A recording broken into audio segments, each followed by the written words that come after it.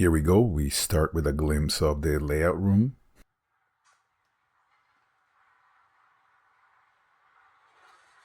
And here's the paper switch list for today. Hello, glad you could join me on my shunting session. We got a small train today, but it packs a lot of work. And here's the mandatory dramatic shot looking down the road. Okay, so we got a few jobs lined up. First, we'll spot this tanker of corn syrup at the transloading facility, and then we're pulling an empty hopper and replacing it with a smaller one carrying plastic pallets near the warehouse.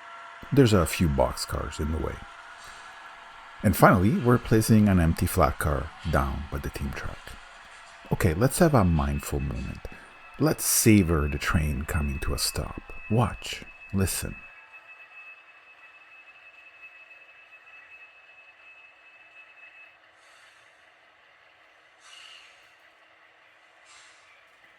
Wasn't that great?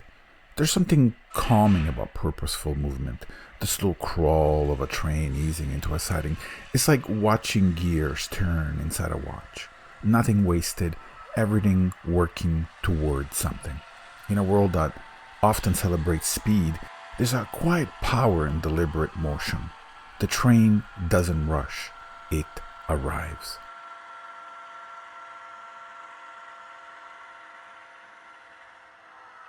It's funny, this channel started with 0 views, 0 subscribers, and a lot of learning as I went. And now, here we are, over 2,000 of you.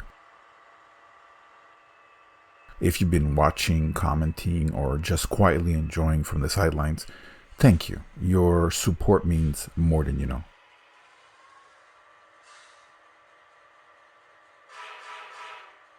I love watching these engines start up then die down as they come to a stop, before reversing direction.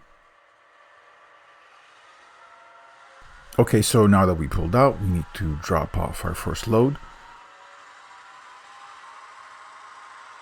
So full disclosure, I'm recovering from surgery and had a bit more time than usual to film this. In fact, this video is over 20 minutes. I pulled out every old phone in the house, mounted them on tripods, and hit record. So we got 5 phones rolling right now, and if you look carefully, you can probably see them poking into the shot.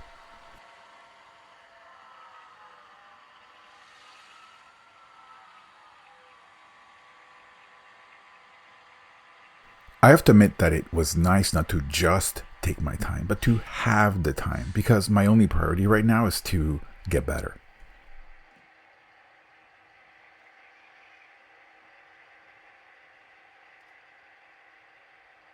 Alright, we're spotting a tanker of corn syrup at the transloading facility.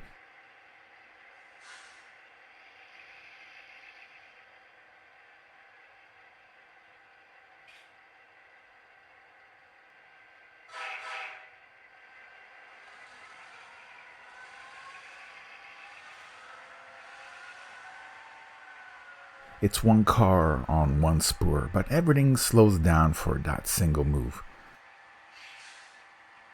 It's kind of nice to have some tasks that are this easy. They balance out some of the more complex work that's coming down the line.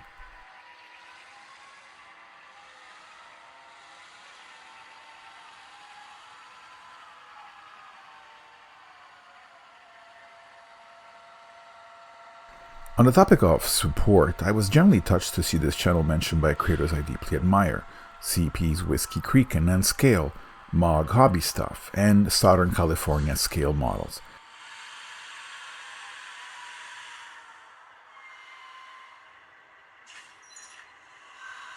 It means a lot coming from people whose work I've followed and learned from.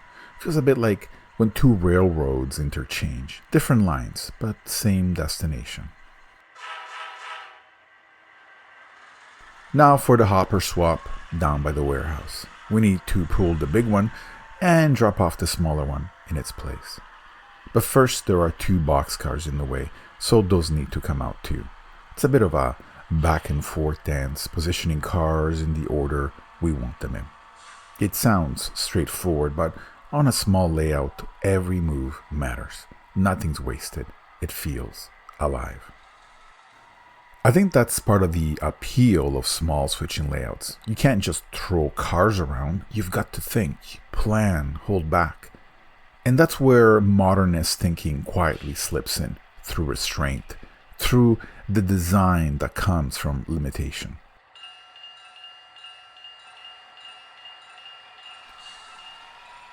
We're going to grab each boxcar one by one, working our way down to the hopper. And finally, we can pull everything out, slowly.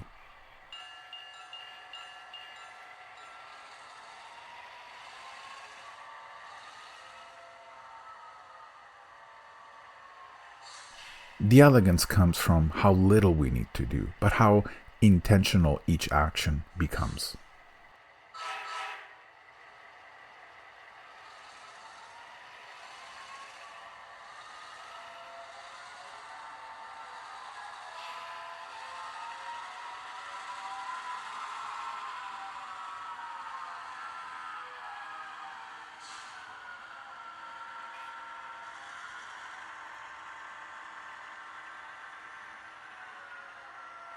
That's the charm of small shunting jobs like these.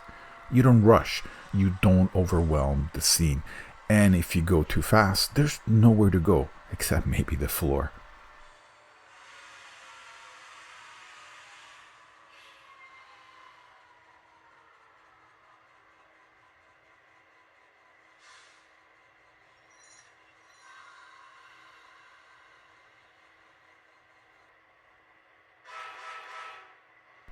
We're putting the warehouse's cars on track 1 so we can drop off our load.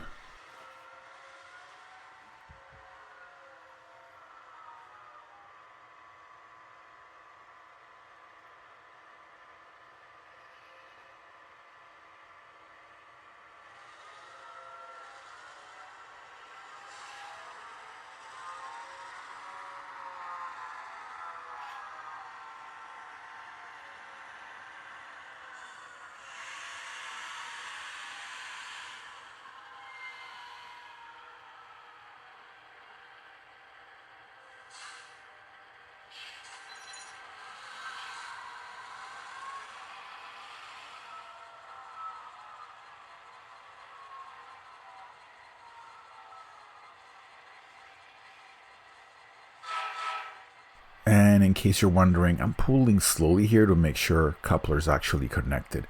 Is it just me or nothing ever works right when you're filming? Today's motive power is a black GP7 that used to work for New York Central in a beautiful lightning scheme, a decorative reflection of a bygone era.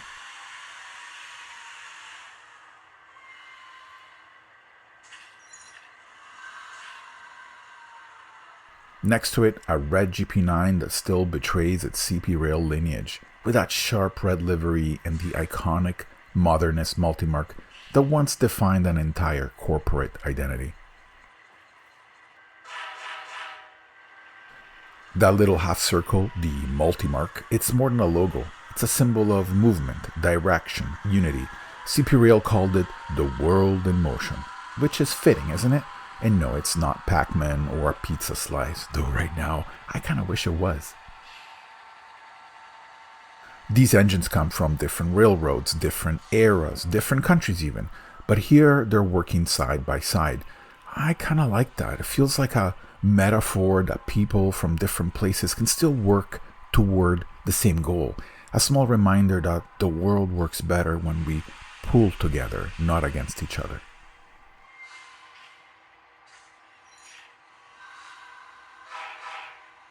Now we're dropping off the loaded hopper, the smaller one, full of plastic pallets. It's a light car with a quiet purpose. It tucks right into the siding like it belongs there. Some things in life don't demand drama. They just need to be done.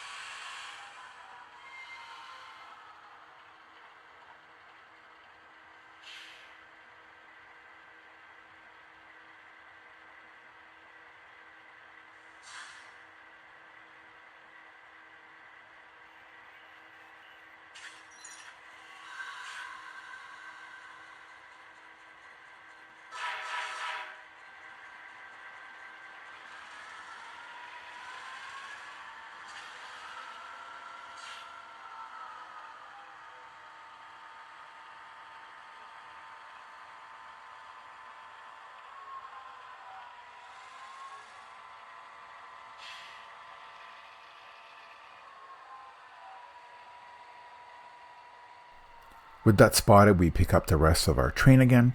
We start by reconnecting the empty hopper with the van, and everything's slowly coming back together now.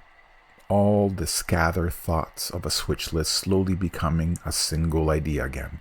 A train with a destination.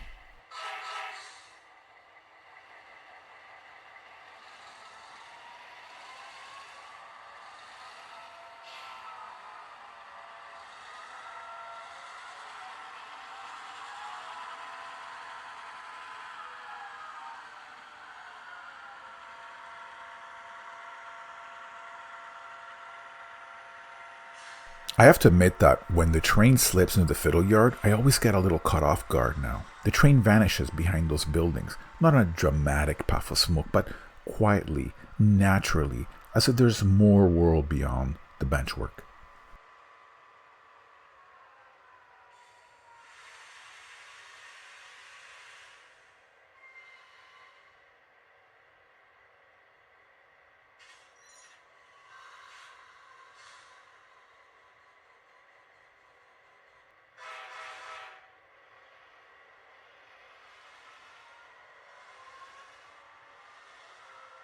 Now, I know modern railroads don't use vans anymore, but this is a model. And sometimes we keep things not because they're useful, but because they're beautiful. I'd love to hear what model you keep on your layout just because you like it. What's your guilty pleasure? In our miniature world, beauty still serves a purpose. Modernism said form should follow function, but sometimes form lingers after function is gone, like a well-designed chair nobody sits in anymore.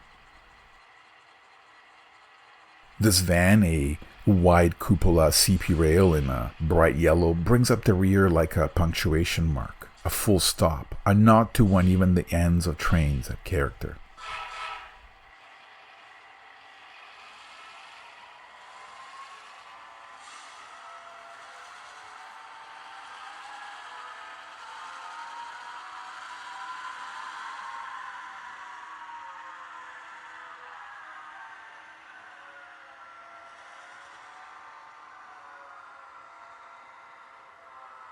That angular cupola, the bold yellow against the red GP9, the way the multi-mark starts and ends the train, it's geometry with soul.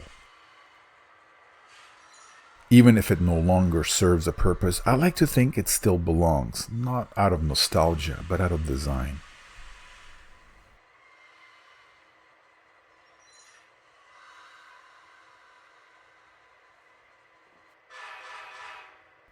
If you've been with the channel for a while, you might remember that little freight car I mailed off some time ago.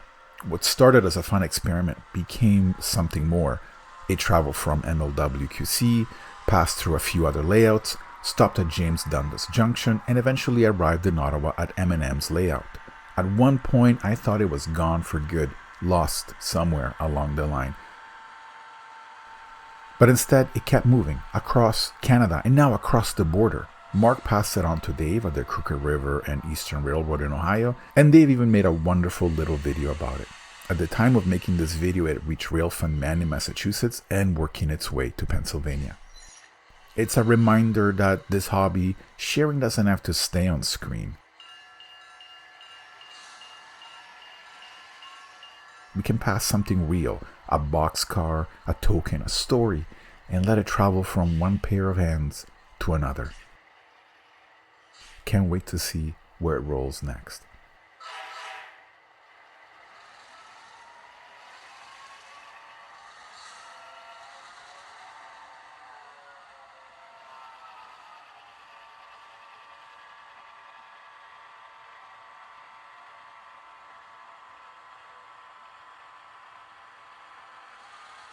Now we deal with the flat car. We'll connect to the rest of the train so we can run around it, because the team track faces the wrong way for a direct drop. It's all part of the puzzle, and we got the last piece in hand.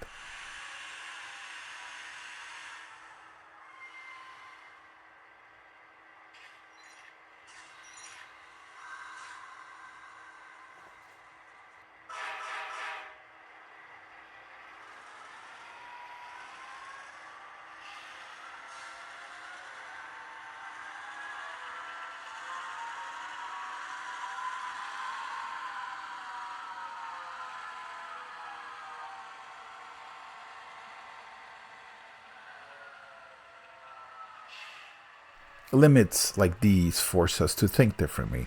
Like poetry within a form, the layout's boundaries don't restrict, they refine. They ask us to do more with less, and in doing so, to do it better. That's what makes model railroading and design so rewarding.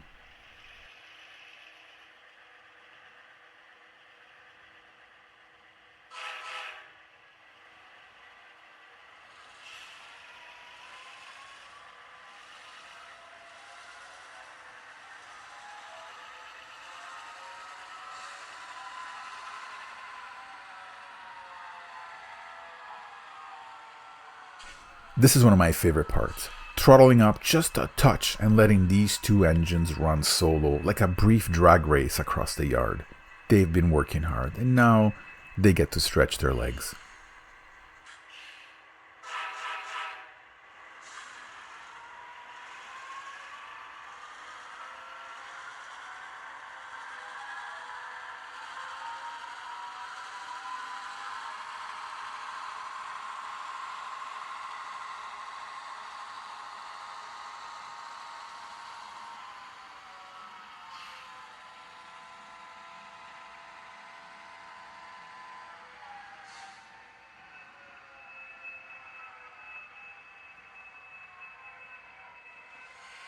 Okay, yes, I realize that real railroads don't do this, but did I mention this is a model? When you don't have much space, you have to get creative. And when no one's watching, except maybe 5 cameras right now, you let yourself have some fun.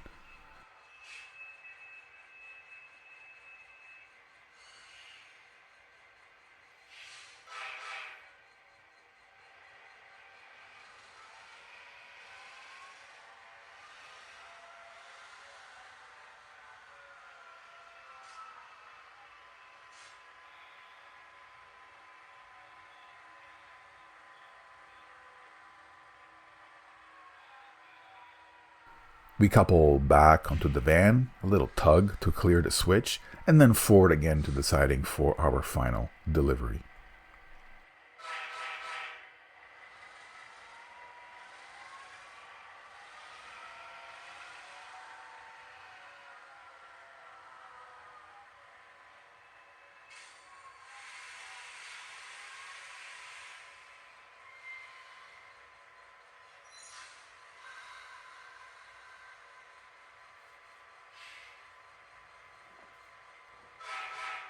And now we drop off the flat car at the team track.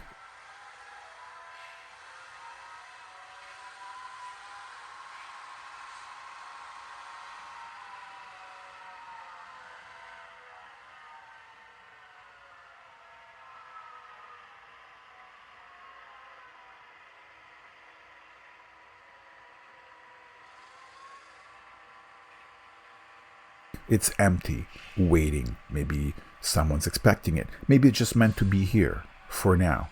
It's not for me to figure that out. I did what I came here to do.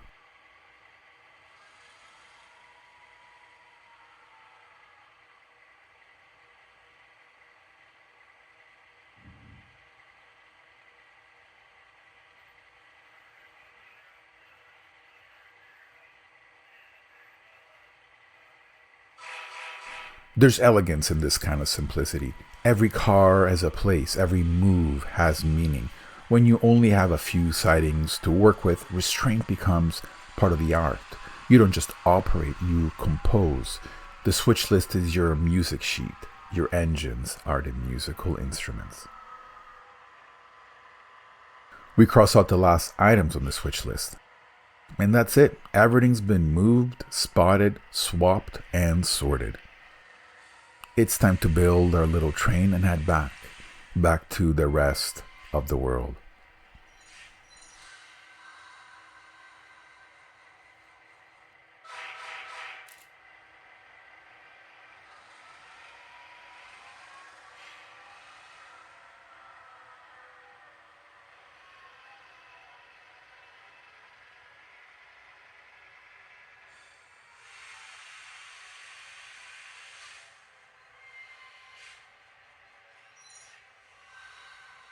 We run around our train one final time, a closing loop, a bow tied neatly.